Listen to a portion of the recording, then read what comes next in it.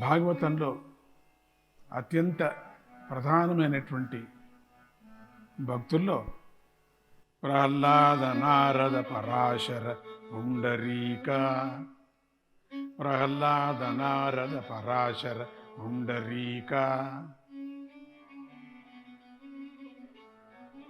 వ్యాసాంబరీష సుఖ శౌనక భీష్మదాల్బ్యాన్, వ్యాసాంబరీష సుఖ శౌనక భీష్మదాల్బ్యాన్, రుక్మాంగదార్జున వశిష్ఠ విభీషణాదీన్, రుక్మాంగదార్జున వశిష్ఠ విభీషణాదీన్, పుణ్యానిమాన్ పరమ భాగవతాన్ స్మరామి, పుణ్యానిమాన్ పరమ భాగవతాన్ స్మరామి.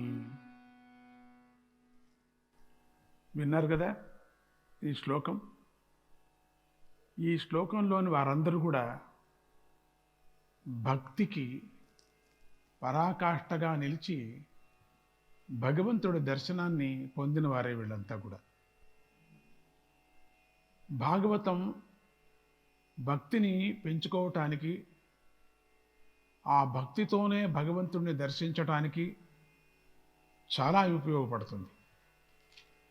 భాగవతంలో భగవంతుడికి సంబంధించిన అన్ని విషయాలు కూడా ఉన్నాయి. ఆ విషయాలను చెప్పేది కనుక భాగవతం అని పేరు వచ్చిందని కొందరు అంటారు.